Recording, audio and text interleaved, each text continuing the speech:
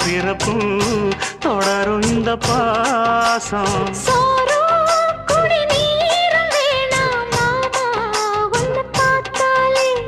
ஆறும் பசியாரும் தானாச மொழி கேட்டாலே ஒன்ன பிரிஞ்சிருக்க தன்னன் தனிச்சிருக்க அம்மம்மாடி அப்பப்பாடி என் மனசு ஒத்துக்காது செந்தூர பாண்டிக்கோரு சோடி கிளி கூ